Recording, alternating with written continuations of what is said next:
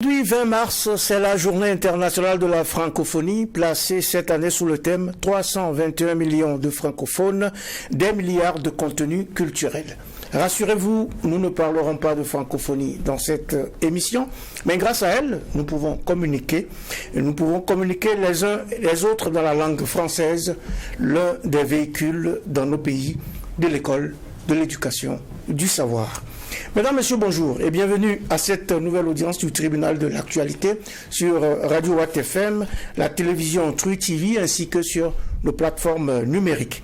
Et comme l'éducation est à l'échelle d'une nation ce que la discipline est pour l'armée, la force principale de la construction d'une société forte et vertueuse, parlons de son financement, ou plutôt de la décolonisation de son financement, avec Tahirou Traoré, coordonnateur de la Coalition mondiale pour l'éducation pour tous. Bonjour Monsieur Traoré, merci d'honorer notre convocation. Bonjour Président. Merci. Les juges Bernard Bougma et Geoffroy Vara siègent pour l'audience ce mardi.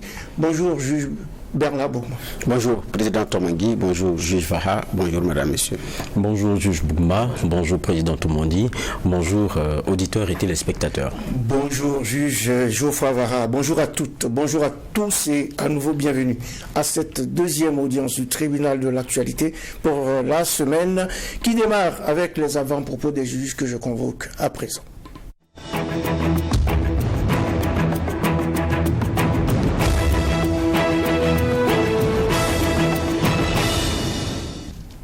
Interpellation, coup de cœur, cri de cœur. Nous écoutons en premier le juge Bernard Bougma pour son avant-propos du jour. Merci Président. Deux avant-propos très rapidement. Ça fait l'actualité. Nous n'avions pas eu le temps de revenir là-dessus, mais d'autres certainement on va y revenir. C'est d'abord la décision de l'ARCEP, l'autorité de régulation de la communication électronique et des postes, qui effectivement met certaines compagnies de téléphonie en demeure, d'autres ont été avertis. Il y a aussi de la modification en termes de coûts, ou bien de l'utilisation des bonus qui sont maintenant ouverts à tous les réseaux. Donc, en attendant de savoir si les opérateurs vont attaquer cette décision, parce que c'est une décision dont susceptible de recours. Est-ce que ça va l'être ou ça ne va pas l'être, on ne sait jamais. Je dis bien, il y a des préoccupations en tout cas qui trouvent réponse par rapport à un certain nombre de choses. Sur la qualité des réseaux au Burkina Faso, la vérité c'est qu'effectivement il y a un problème de qualité. Pourquoi ? Voilà. Deuxième constat aussi, c'est par rapport au coût, à la gestion des bonus, à la gestion également de ce que vous avez comme data donc pour la connexion Internet. Il y a un délai. Bon, vous avez payé un produit. Puis arrivé, on coupe. Bon, ici maintenant ils disent qu'ils ne vont plus couper, on bloque jusqu'à ce que tu souscris, puis on peut se revenir là-dessus. Certainement, on aura l'occasion d'avoir l'ARCEP pour en parler, pour nous donner de plus amples précisions sur un certain nombre de choses. Parce que il y a aussi la rue qui avait grondé entre-temps, coïncidence, ou bien c'était la pression de la rue.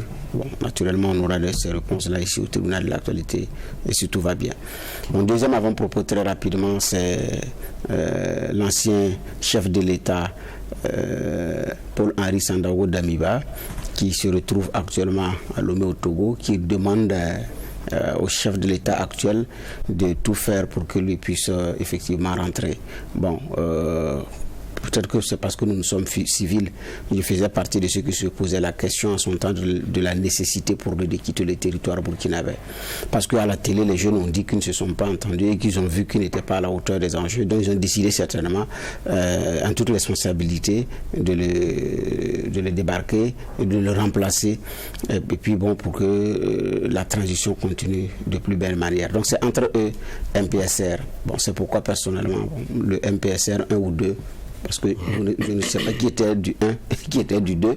Donc, qui est du 1 et qui est du 2. Donc, la bagarre, c'est entre eux. Donc, effectivement, il est sorti. Maintenant, il demande à rentrer et il donne des conseils également au capitaine à qui il dit qu'ils ils ont fait connaissance vers la fin 2021, dans le dernier trimestre de 2021. Certainement, c'est quand il préparait le coup d'État le putsch contre le président Kaboré.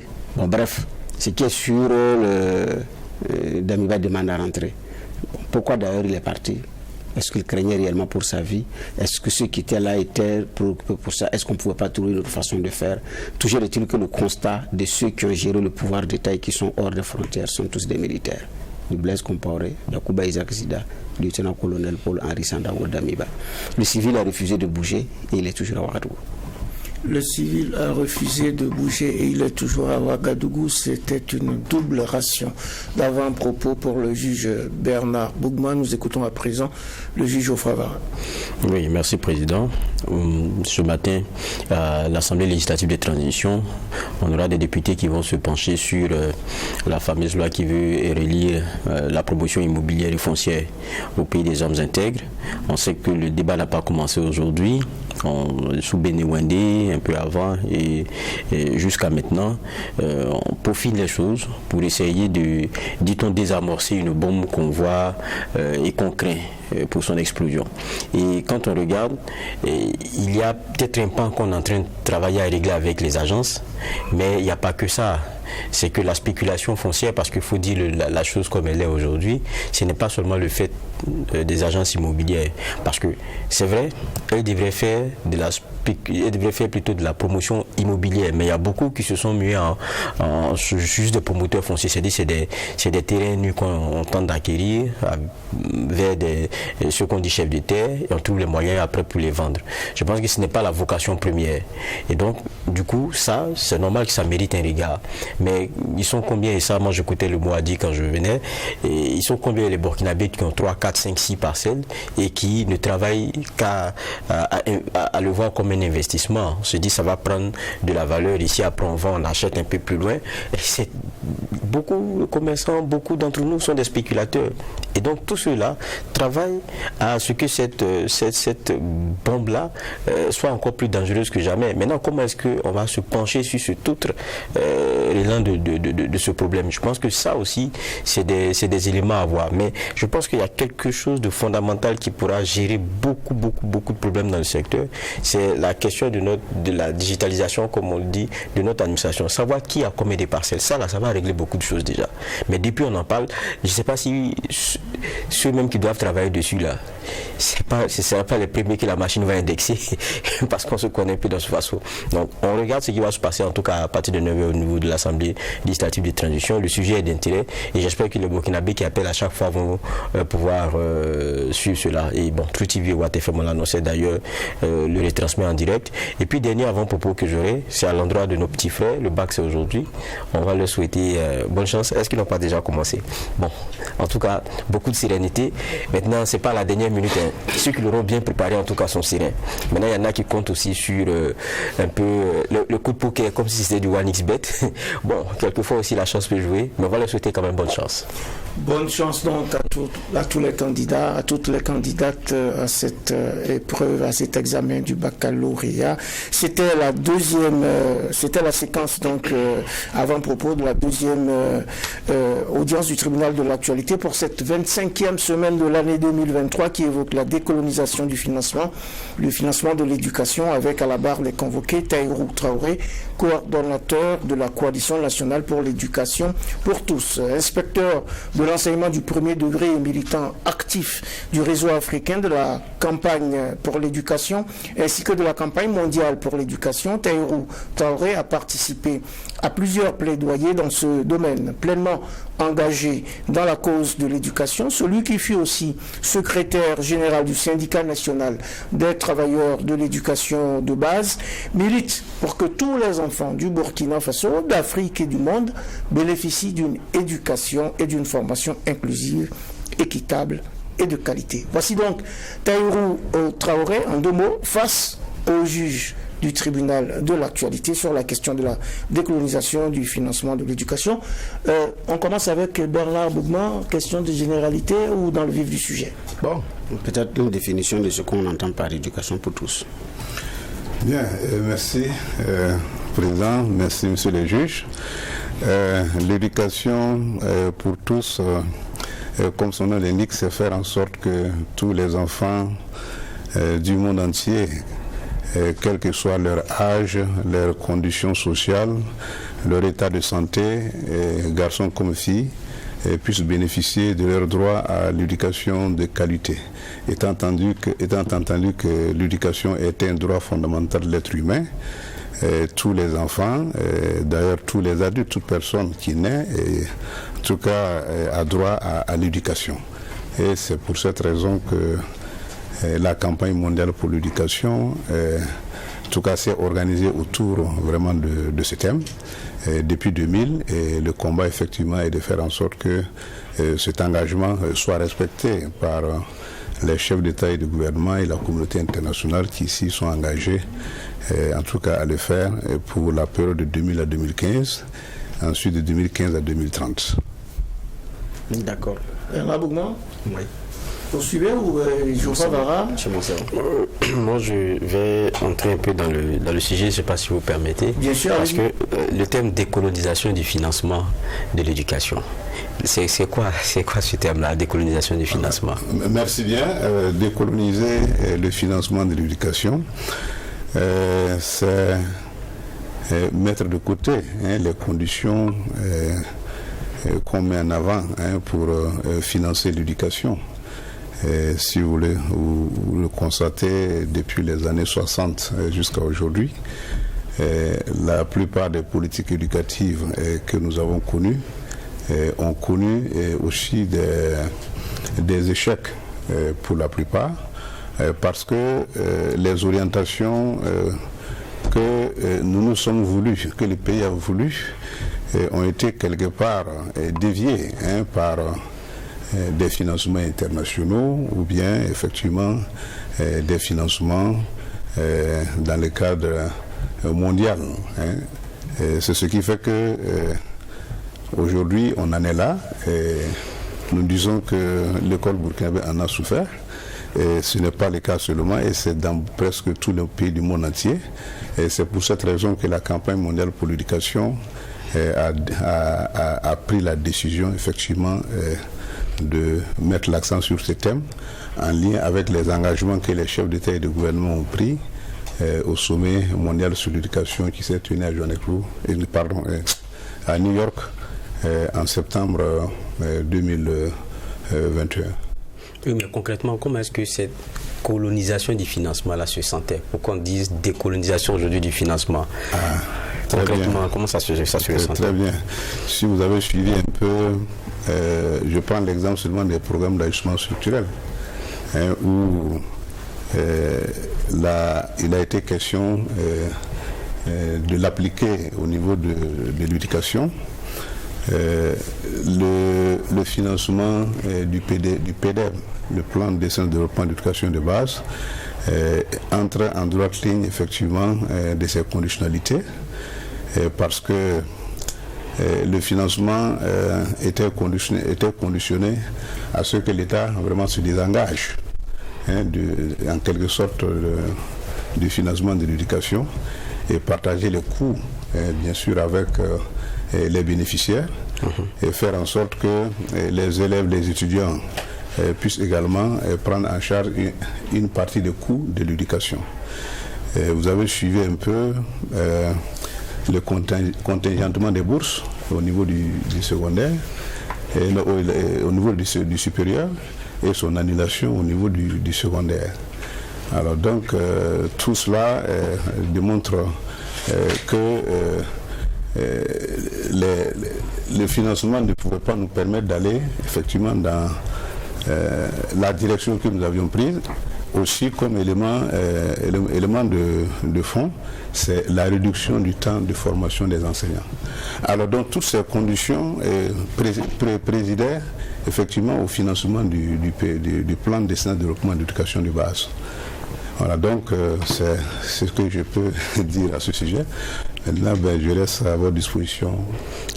C'est intéressant. Ouais. Mais bon, moi j'ai aussi une petite question, c'est que on parle de décolonisation, on sait qu'il y a pas seulement de façon directe que les aides internationales dont on parle là venaient comme pour avoir un poids sur les politiques intérieures, notamment de nos pays, parce qu'on sait aussi que celui qui donne, celui qui dicte un peu quelquefois comment est-ce que vous devriez dépenser.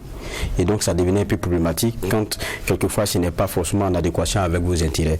Mais il n'y a pas que ça, il y a aussi des ONG, même ceux qui sont de votre monde. Je ne sais pas si vous êtes une ONG aussi, non? C'est oui, bien cela. non, tout à fait. Voilà, donc il y a les ONG qui ont été aussi pendant longtemps ces bras de financement-là, par lesquels on pourrait parler de colonisation aussi financière. C'était un peu aussi cette réalité. Ça, de l'intérieur aussi, la lutte humaine à votre niveau? Tout à fait. Non, vous savez, quand on a dit les donateurs, là, il y a quand même beaucoup d'acteurs qui entrent en ligne de compte. Parce qu'il y a les ONG internationales, il y a des ONG nationales qui reçoivent des financements. Et ces financements, le plus souvent aussi, sont orientés avec des conditionnalités qui font que, bon, au niveau du système éducatif, vous pouvez voir ça, les témoignages faits par les chefs de circonscription d'éducation de base, les directeurs provinciaux de l'éducation, les directeurs régionaux. Bon, du jour au lendemain, ils voient une ONG qui est en train de mener une expérience ou bien de réaliser des constructions, des infrastructures, sans que l'autorité ne soit au courant. Alors, ça, ce sont des choses que nous voyons. Qui posent des questions, même nous sommes en situation d'urgence actuellement. Il y a beaucoup de financements que les ONG arrivent à capter, qui les mettent en œuvre, mais quand on suit un peu le bilan annuel de mise en œuvre de l'éducation en situation d'urgence, c'est un bilan très mitigé. Et on voit que les indicateurs ne bougent pas, alors qu'il y a beaucoup de financements, effectivement, qui sont injectés dans le pays à travers des ONG internationales, des ONG nationales. Et tout ça, effectivement, je suis d'accord avec vous, que c'est des questions, et nous les posons. Et lorsque nous nous rencontrons à certaines rencontres, surtout au niveau du cadre partenarial de l'éducation, en tant que coalition, dès lors que nous avons une préoccupation, effectivement, nous les posons clairement. Et nous demandons à ce qu'effectivement certaines situations soient revues. Et quand je regarde vos TDR, je vois qu'il y a coalition, ceux qui sont en haut, qui chapeautent le projet là, il y a Coalition nationale pour l'éducation pour tous, Burkina, donc que vous êtes, je vois à côté, Education Out Loud, Advocacy and Social Accountability, et puis quoi, Oxfam EBIS, The Power of People Against Poverty. C'est bien, mais ça veut dire que pour certains, c'est les mêmes bras là qui viennent financer notre décolonisation financière. Voilà. Non, je m'explique. Avec vous. Non, je m'explique. Alors, la campagne mondiale pour l'éducation, comme je le disais, peut-être que c'est mieux de faire un peu son historique. D'accord. Parce que en 1990, les chefs d'État et de gouvernement s'étaient retrouvés à Jomtien en Thaïlande, où ils avaient pris l'engagement d'assurer l'éducation pour tous en l'an 2000. Quand ils sont retrouvés à Dakar en 2000, ils ont fait le bilan. Ils ont trouvé que la situation était encore plus catastrophique parce qu'il y avait plus de 113 millions d'enfants qui n'avaient toujours pas la chance d'aller à l'école et plus de 800 millions d'adultes qui ne savaient ni lire ni écrire. Alors, ce qui a été à l'origine, c'est que les financements qui avaient été promis n'ont pas été tenus. Et au plan politique aussi, il n'y a pas eu, en tout cas, d'engagement pour respecter effectivement ce qui a été décidé à Jomtien.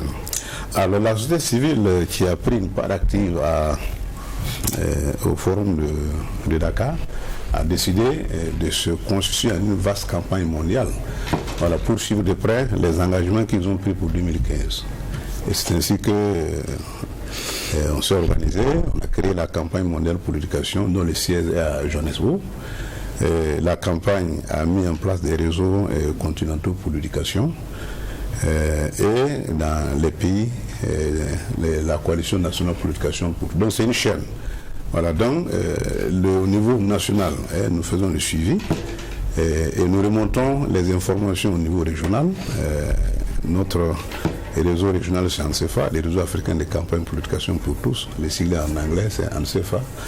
Et maintenant, les réseaux continentaux remontent les informations au niveau de la campagne mondiale. Donc, c'est la campagne mondiale qui chapeaute effectivement tout ce que nous menons dans le cadre du plaidoyer pour l'éducation. Maintenant, Education Out Loud, bon, c'est un projet effectivement mis en place par le partenariat mondial pour l'éducation, pour le plaidoyer et surtout le suivi de la redevabilité du financement de l'éducation au niveau des pays. Alors donc, les coalitions nationales comme les coalitions régionales et même la campagne mondiale pour l'éducation reçoivent une partie des fonds mobilisés pour les pays pour effectivement suivre la mise en œuvre des politiques sectorielles. Voilà, et c'est ce qui explique qu'effectivement, on les voit en tête. Et au niveau mondial, les fonds sont gérés par Oxfam. Oxfam Danemark, voilà, donc qui a une représentation au Ghana, qui est Education Out Loud, c'est éducation à voix haute, c'est l'intitulé du projet, et qui s'occupe de la région Afrique de l'Ouest et puis Afrique centrale. Donc c'est cette organisation. Mais de toute façon, ce que nous recevons comme financement, c'est pour vraiment effectuer le suivi de la mise en œuvre des plans sectoriels de l'éducation, et aussi faire le plaidoyer, être le porte-voix des sans-voix devant les instances au niveau national, et surtout au niveau du groupe local des partenaires de l'éducation, qu'on appelle ici cadre partenaire de l'éducation. Oui, mais je reviens encore à ma question. Je vois les logos au-dessus. C'est, comme vous le disiez tout à l'heure, Education Out Loud, il y a Oxfam, oui. Mais on ne voit même pas le ministère de notre ministère, le logo même de notre ministère. Ah, le ministère de l'Éducation? Oui, on ne voit même pas son logo là-dessus. Oui. Bon, alors que c'est vous-même qui disiez tout à l'heure, il y a des ONG qui viennent, qui construisent des écoles, qui construisent ceci, qui ont des projets pilotes. Les gens ne sont même pas au courant. Oui. Vous-même, dans votre idée, on ne voit même pas notre ministère. C'est l'affaire des gens qui sont... Non, c'est juste ça dépend. Non, vous avez raison, mais ça dépend. Ça dépend des thèmes de campagne. Et sinon, le ministère de l'Éducation, son logo figure sur pas mal de nos activités et le ministère est impliqué effectivement dans la mise en œuvre de beaucoup de nos activités. Mais là, c'est ceux qui sont au devant effectivement de la campagne. Voilà, donc cette campagne est menée en direction du ministère de l'Éducation nationale, voilà, et puis du gouvernement burkinabé, donc pour travailler à la décolonisation du financement de l'éducation. Donc, ils ne peuvent pas être partie prenante, effectivement. Voilà, c'est-à-dire que la dynamique de décolonisation, c'est Oxfam, vous, Education Out Loud qui le porte, et le destinataire. Oui. C'est le ministère. C'est pas le ministère qui tente la décolonisation financière. C'est vous qui faites le combat pour que le ministère... Non, tout à fait. Parce que, vous voyez, souvent, nous sommes en Afrique, on le voit comment les politiques sont menées. Il y a des ministres qui l'avouent, vraiment, les pressions qu'ils subissent souvent de la part de certains donateurs. Et ça, nous sommes au courant au niveau international. Également, nous savons ce qui se passe. Et raison pour laquelle, nous avons pris les devants. Peut-être que ça va les inspirer pour que eux aussi, ils prennent en compte, ou bien ils entrent dans ce jeu pour demander effectivement à ce que le financement de l'éducation soit décolonisé. Est-ce que vous croyez d'ailleurs à cette décolonisation? Nous y croyons. Nous y croyons, voilà pourquoi. Les raisons qui nous convainquent que vous croyez à cette décolonisation. Alors nous, d'abord en comptant quand même sur les développements. Comptant sur quoi? Voilà, en comptant sur la conscience citoyenne. Vous voyez, de plus en plus. Même pour vos activités, vous comptez sur d'autres. Non. Mais oui, vous l'avez dit. Oui. Ce que nous sommes en train de dire entre en droite ligne du combat que nous menons.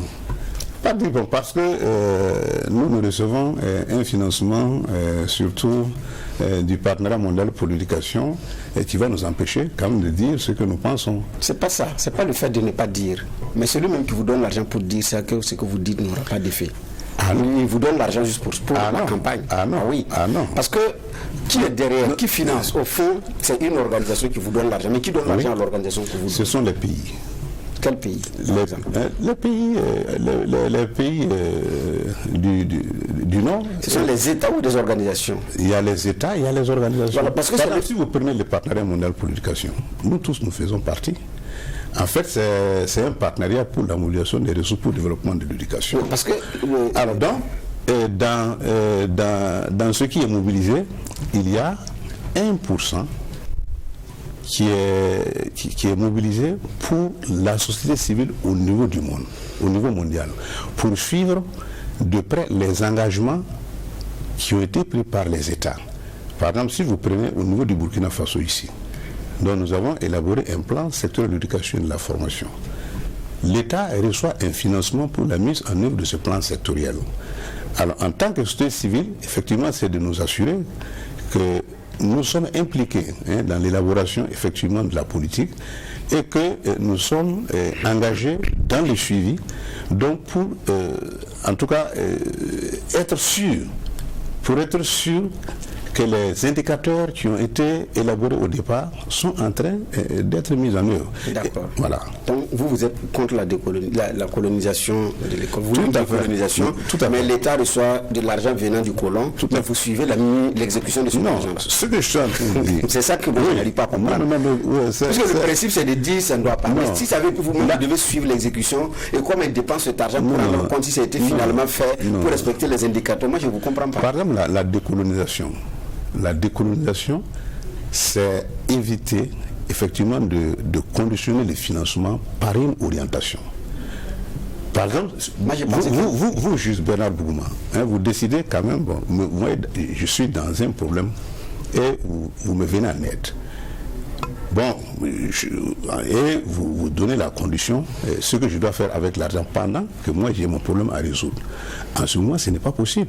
Mais si vous me donnez de l'argent, moi, je suis dans un problème. Vous venez me trouver, bon, M. Traoré, bon, vous prenez 200 000 francs, bon, pour vous aider à résoudre votre problème.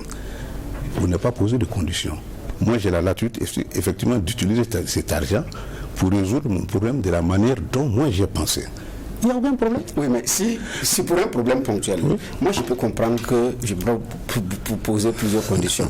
Mais si pour tous vos problèmes, parce que tous vos problèmes, c'est moi qui vais tendre la main, je vais vous donner les conditions. Et ça, au moins, c'est clair. Oui, non, mais... C'est pour la formation de vos enseignants, c'est pour la construction des infrastructures, c'est même pour le recyclage. L'argent doit venir de moi, naturellement, je vais vous poser des conditions et dire, bon, écoutez, mettez ce programme-là dans votre programme aussi. Parce que finalement, on est devenus des partenaires. Voilà, donc... Je ne suis pas venu pour un coup de main ponctuel, donc c'est pourquoi je pose la question que... Maintenant, comme vous dites que votre décolonisation, c'est seulement de prendre l'argent, mais pas de conditions. Est-ce que vous arrivez à imposer ça d'ailleurs aux donateurs? Oui, mais c'est ce que nous sommes en train de vouloir faire. Ah, vous n'avez pas encore commencé? Mais la campagne, là, c'est pour ça. Puisque, en principe, comme vous le dites, ce sont les États qui devaient être les premiers à dire non. Si vous voulez nous aider, il n'y a pas de problème. C'est que l'Afrique aussi a contribué énormément à développer les pays du Nord. Ça, personne ne peut le nier. Mais si un financement vient du Nord, mais pour nous aider, avec des conditions que nous devons suivre et qui nous déroutent effectivement de notre système éducatif, ce n'est pas bon. Vous voyez, depuis les indépendants jusqu'à maintenant, nous disons que l'école, jusqu'à présent, nous n'avons pas notre école. Oui, mais le problème, ce n'est pas celui qui donne. Le problème, c'est celui qui part toujours de... Ah oui, mais raison pour laquelle, notre campagne, c'est pour amener celui qui reçoit là à refuser les conditions. Si vous voulez m'aider, il n'y a pas de problème. Si vous ne voulez pas, et puis en filigrane. Mais c'est pour d'abord interpeller chacun des Burkinabés et le gouvernement pour savoir que l'éducation est un domaine de souveraineté nationale. Logiquement, on ne doit même pas accepter un financement qui vient de l'extérieur pour développer notre système éducatif. Si nous sommes arrivés à le faire, mais il faut travailler à pouvoir se passer de l'aide. Et raison pour laquelle nous disons qu'il faut travailler vraiment à décoloniser ces financements, à ce que nos orientations soient prises. Par exemple, si vous prenez notre système éducatif est très généraliste. Vous le savez très bien, puisque je suis plusieurs fois sur ce plateau décrier cela. Il est généraliste. Et avec le MPP, si vous prenez le PNDS, vous prenez le plan secteur de l'éducation qui a été écrit, c'était quoi? C'était pour mettre en avant l'enseignement et la formation technique et professionnelle. Mais durant tous les mandats qu'ils ont eu à faire, Je n'ai pas dit qu'ils n'ont pas fait quelque chose. Mais les effectifs de l'FTP dans l'enseignement général, c'est encore 3%. Oui, mais c'est que donc je suis en train de dire, c'est pour dire que, en fait, l'orientation qu'on s'est donnée, si on ne se donne pas nous-mêmes les moyens de travailler à générer des ressources pour pouvoir aller vers la conquête en tout cas de cette vision, il va sans dire qu'il y a problème. Donc il faut travailler à décoloniser, mais en décolonisant que nous comptions sur nos propres forces. Justement, alors que je voudrais d'abord rappeler quand même à nos auditeurs qui nous écoutent depuis sur Radio Watt FM que nous recevons aujourd'hui Tahirou Traoré pour parler de la décolonisation du financement de l'éducation. L'éducation qui doit être normalement assurée par les pouvoirs publics, il faut que ces financements-là soient autonomes. On ne refuse pas l'aide, mais il ne faut pas qu'il y ait des conditions autour de cette aide pour orienter d'une manière ou d'une autre ce financement. C'est le sens de cette campagne. Et il y a bien eu des ministres dans ce pays qui ont refusé certaines orientations par rapport à certaines conditionnalités que voudraient leur imposer certains donateurs. Bernard Bougma, vous aviez la parole. Oui, effectivement, et ça c'est vrai. Les ministres ont eu le courage de refuser certains programmes. Maintenant, parce que ici, le discours, vous êtes en train maintenant de changer de discours, parce que le discours préalable, c'est de refuser les conditions. Maintenant, vous rentrez maintenant dans les questions de souveraineté. Pour l'éducation des enfants, naturellement, ça incombe aux États. Moi, ma question que j'avais posée, c'est que quoi? Vous savez que la coopération, ça a deux voies. Il y a la coopération bilatérale et la coopération multilatérale. Donc, entre ce que les États donnent aux États et ce que les organisations des mêmes États donnent aux organisations des mêmes États, c'est le même objectif. Et d'ailleurs, le soft power agit surtout dans la coopération multilatérale, et vous le savez très bien. C'est par d'ailleurs cette coopération multilatérale que beaucoup d'éléments de déstructuration de nos sociétés, de nos valeurs et tout, c'est passé par ces événements, par ces financements qui passent par le touchement de certaines organisations de la société civile qui réclament à corps et à cri certaines valeurs, mais qui ont pour mission de faire ça. L'argent est donné pour ça et vous sensibilisez pour ça. Avec quel moyen vous faites ça? Et ça c'est connu. Donc, en fait, que l'État qui donne pour construire l'école, mais donne des conditions, que ceux de la coopération multilatérale aussi qui donnent aux organisations africaines avec des conditions aussi, parce qu'il y a des organisations qui doivent modifier leur statut, intégrer certains éléments de langage avant d'avoir certains financements. C'est le même objectif. Les deux poussent le même objectif, maintenant agissent autrement. Vous le savez mieux que moi. Les discours ne changent pas. Si vous avez suivi notre parcours, nous avons toujours dit que l'éducation est un domaine de souveraineté. Il appartient à l'État d'y mettre les moyens.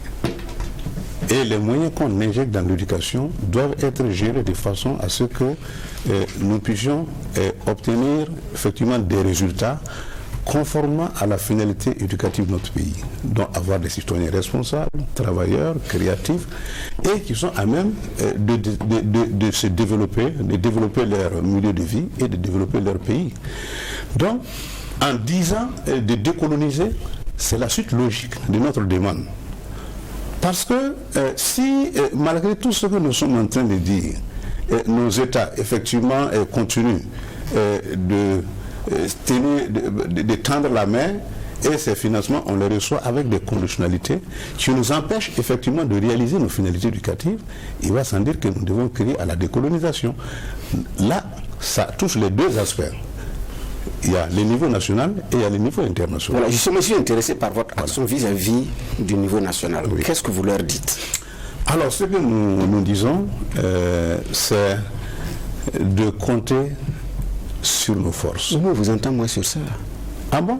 Ah oui? Bon, certainement que quoi?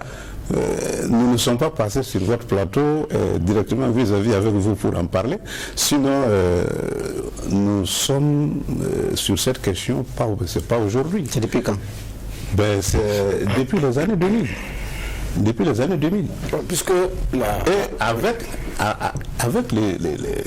même avant le début des passes, et les passes sont venus vraiment nous donner encore beaucoup plus d'arguments sur cette question. Et c'est ce que je vous disais. J'ai dit par exemple, quand on vient vous dire que bon, votre système éducatif là est budgétivore, suivez bien, Pour financer le plan, destiné le plan d'éducation de base, la condition, c'était d'abord que l'État cède une partie de ses souverainetés aux collectivités. Et il fallait recruter un nouveau type d'enseignants.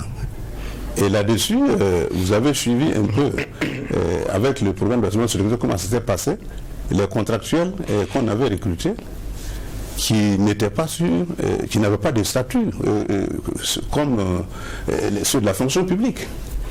Et il y a d'autres types d'enseignants, tels que les enseignants des écoles satellites qu'on avait commencé à recruter. Et il fallait faire en sorte que le salaire de l'enseignant ne dépasse pas 25 000, recruté par les collectivités et par les parents d'élèves.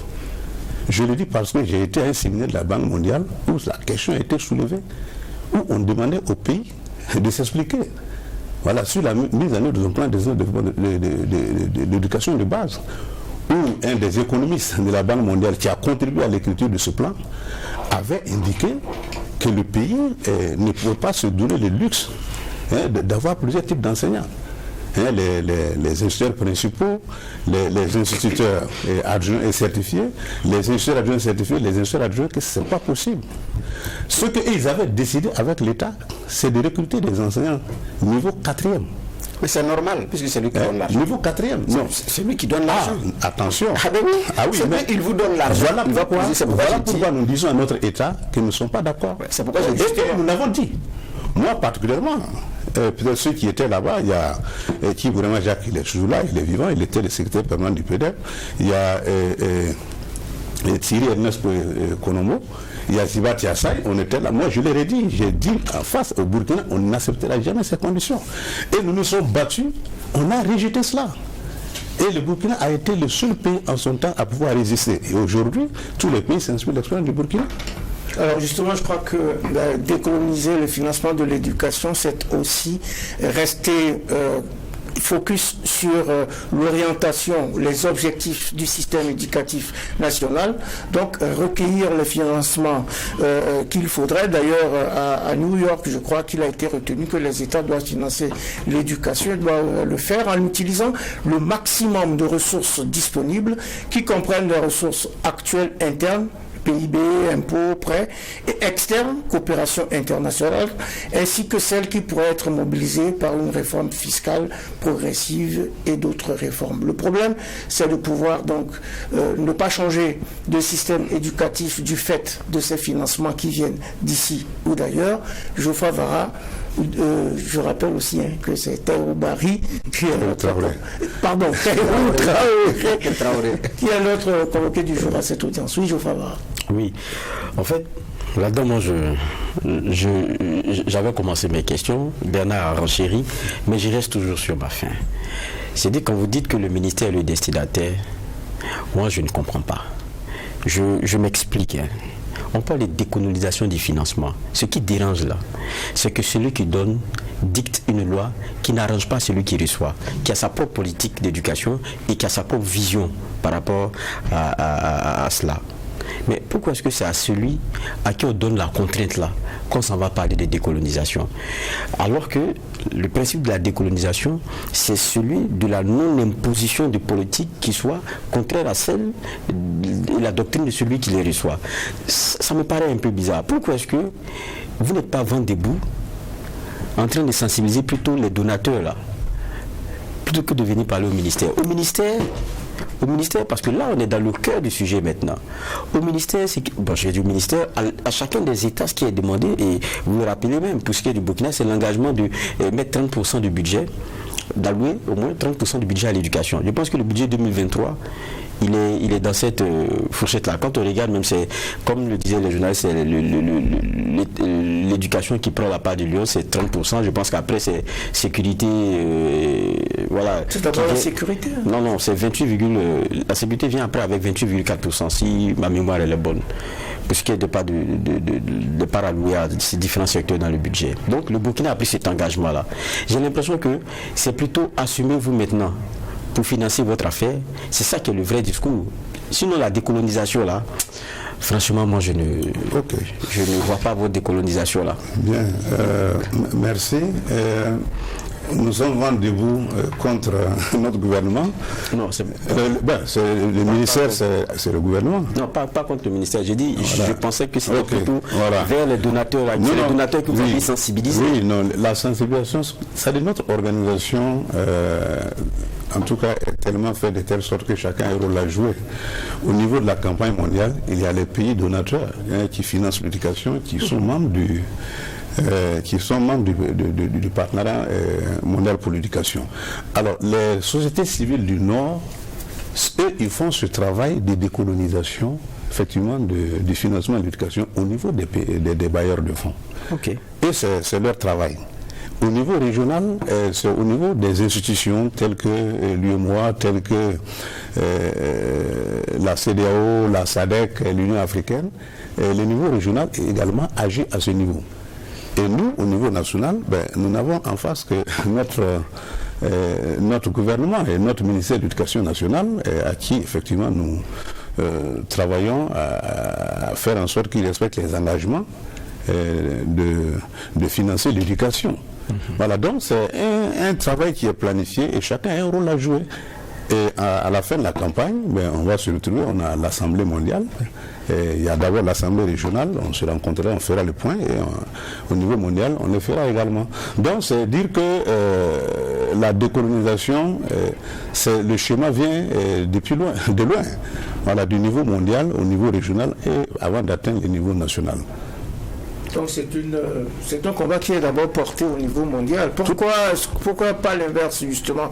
Pourquoi nos États ne prennent pas leurs responsabilités en disant que l'éducation c'est un domaine de souveraineté et nous prenons sur nous les moyens qu'il faut pour mettre en place et implémenter le système que nous inventons? Puisque la loi numéro 13/2007 AM du 30 juillet 2007 portant orientation de l'éducation stipule que le système éducatif national a pour finalité de faire du jeune burkinabé, je cite, un citoyen responsable, productif et créatif. Il vise essentiellement à assurer un développement intégral et harmonieux de l'individu. Fin de citation. Pourquoi on ne se donne pas les moyens de notre politique et ça aurait pour avantage de ne pas recourir justement au financement extérieur ou pour la campagne de décolonisation. Oui, je suis un peu d'avis avec le Juva quand il dit que le financement au niveau du Burkina, on a dépassé les 20% réclamés par la communauté internationale. C'était 30% l'engagement. Non, l'engagement c'est 30%, mais nous n'y sommes pas encore. Mais vous verrez que je ne dis pas qu'au niveau national, on ne fait pas quelque chose dans la mobilisation des ressources. Si vous prenez le budget du ministère de l'Éducation nationale, je pense qu'en 2023, on est à plus de 538 milliards, mais les PTF interviennent à moins de 6%, voire même 4%. Voilà. Mais ce n'est pas souvent la quantité qui compte.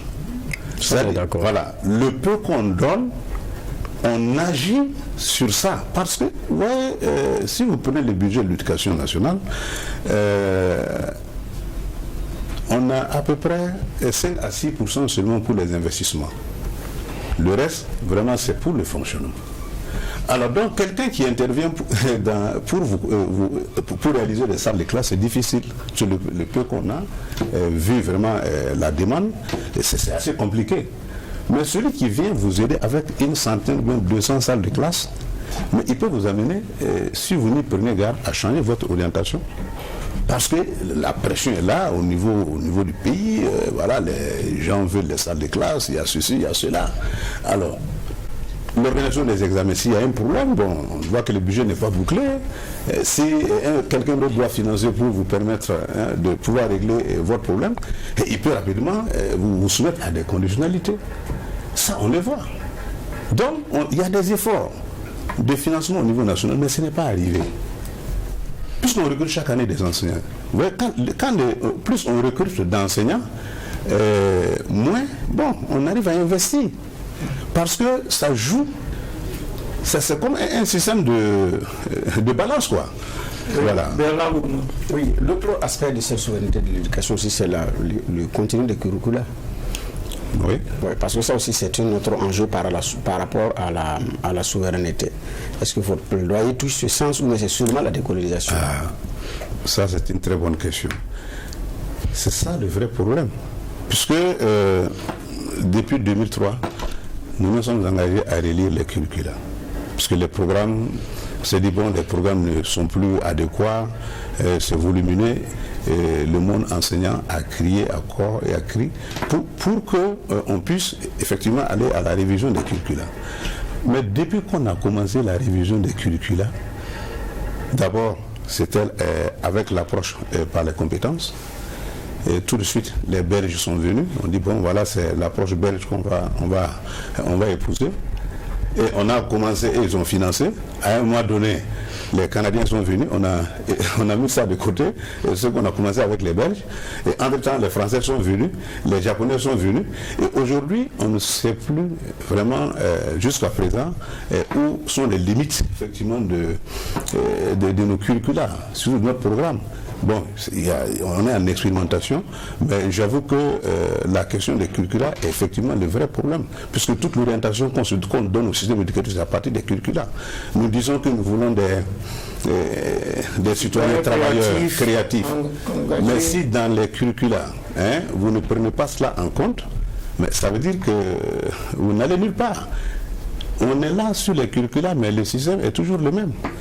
Vous voyez, donc on est en plein dans l'enseignement généraliste. Mais quel est votre plaidoyer dans ce sens? Alors notre plaidoyer, effectivement, c'est de faire en sorte que nous ayons des réformes qui puissent correspondre à nos finalités éducatives. Moi, je peux mettre des commentaires. C'est dit, quand on regarde, c'est un domaine de souveraineté, comme on dit, l'éducation. Mais on n'a pas d'autre choix aussi, par moment, pas que de compter sur l'autre, mais de se faire aider par l'autre, parce qu'on a des coopérations pour pouvoir continuer. Mais ce n'est pas parce que l'autre vient que c'est lui qui doit dicter l'orientation. Je crois que c'est ça le problème de la décolonisation du financement. C'est ça le problème de la décolonisation du financement. Mais le problème, c'est que, est-ce que quelqu'un viendra financer la voie selon laquelle vous pensez être bonne pour vous? Lui, il vient financer, c'est une question aussi de civilisation, de culture, de choc. Et quoi qu'on dise, on est dans un genre de soft power, comme le disait tout à l'heure Bernard Bougma. Je vais vous faire une confidence. Vous savez, le dernier forum mondial sur l'éducation s'est tenu en Corée du Sud. En Corée du Sud. Le ministre de l'Éducation est venu nous expliquer comment ils ont procédé pour développer effectivement leur éducation. C'est-à-dire, dans les années 45, la Corée du Sud avait presque le même PIB que le Ghana et la Côte d'Ivoire. Mais ils ont emprunté de l'argent au Ghana et à la Côte d'Ivoire pour développer leur éducation. Deux pays emprunteurs aujourd'hui, ils ont un sommet, Corée du Sud, Afrique.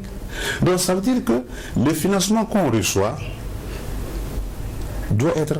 En tout cas, on doit avoir une certaine souveraineté dans la gestion de ce financement-là. Si je vais emprunter de l'argent pour me développer, que je puisse effectivement travailler à mon développement. Mais si l'argent qu'on me donne doit m'amener à me désorienter du chemin que j'ai tracé, en ce moment, je dis que, en tout cas, nous, en tant que société civile, ne sommes pas d'accord avec. Si on a un financement, que le financement nous permette effectivement d'aller, en tout cas, vers les finalités que nous nous sommes librement donnés.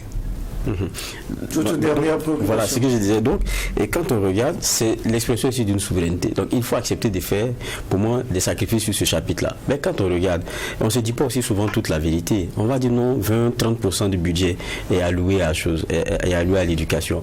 Mais quand vous allez prendre je pense 2019, il y avait des rapports qui disaient qu'on était comme les fonctionnaires étaient 170 000, un peu plus. Et dedans, vous aviez 95 000, en gros 400, qui imagine au MENA PLN. Quand vous regardez, c'est plus de la moitié des fonctionnaires. Donc si tous ceux-là sont payés, vous allez enlever leur salaire dans ce qu'on appelle budget là. C'est ce qu'il dit. La part de l'investissement là, elle est où? Donc, au fond, s'il faut prendre pour faire du fonctionnement, même 30%, vous leurrez parce que vous ne construisez pas vraiment d'école, vous ne donnez pas d'alternative à votre vision. Et donc ça devient vraiment un peu difficile. Maintenant, en comptant sur celui qui vient, il vient forcément avec ses directives. Mais je pense que nous, j'ai un intérêt à comprendre le message qui est en train d'être donné dans la décolonisation financière, c'est débrouillez-vous pour financer. Maintenant, votre vision, puisque c'est votre vision, et les choses sont en train d'évoluer autrement, chacun est auto-centré dans dans sa démarche maintenant dans le monde. Il s'est dit, je vais compter sur mes valeurs. Mais les gens ne vont pas continuer, ils vont pas financer comment vous comptez sur vos valeurs. Ils vont vous laisser y aller tout seul. Je pense que c'est le message que nous devrions comprendre. Mais moi, j'allais vous enjoindre aussi, dites à vos amis ONG de l'autre côté là de faire le bon boulot. Parce que ceux qui dictent là, c'est bien eux. Et je suis surpris que c'est eux qui vous financent pour parler de décolonisation là, ça. Vous savez, non mais c'est ça, soyez sereins. Nous savons ce que nous voulons. Et même ce qui se passe là, c'est grâce aussi à la société civile qu'on arrive à contenir beaucoup de choses au niveau international. Voilà. Sinon, les pays, la société civile du Nord, vraiment est vent debout. Et ils ont beaucoup contribué à ce que ce thème-là soit maintenu. Parce que, on finance l'éducation depuis longtemps, voilà, mais les pays africains sont toujours dans la pauvreté et la jeunesse est désœuvrée. C'est nous qui avons des diplômes, qui n'avons pas de travail. On ne sait pas quoi faire avec nos 10 doigts.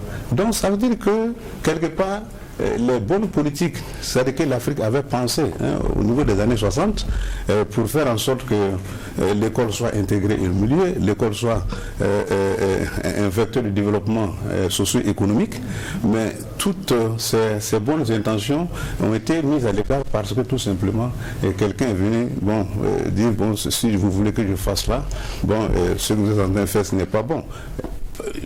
Imaginez le financement de la Banque mondiale en son temps. Il fallait... ils ont posé les conditions. Voilà, les conditions étaient là. C'est les primaires seulement qu'ils les prenaient en compte. Voilà, les secondaires, les postes primaires, les secondaires, non. Alors le système éducatif burkinabé est malade, on le sait, on le dit. Il y a eu plusieurs réformes, plans et programmes qui ont été initiés, mais jusque-là, on se cherche toujours pour parler et trivialement. Ainsi s'achève cette audience du tribunal de l'actualité, la deuxième de la 25e semaine de l'année 2023, qui a évoqué la décolonisation du financement de l'éducation, avec Tahirou Traoré, coordonnateur de la coalition nationale pour l'éducation pour tous. Merci M. Traoré d'avoir honoré notre convocation. C'est à vous de merci. Merci juge Bernard Bougma. Merci juge Joshua Bara. Merci aux équipes techniques de réalisation ainsi qu'à vous tous, auditeurs et auditrices de Watt FM, téléspectateurs et téléspectatrices de Troy TV, pour votre attention et pour votre fidélité.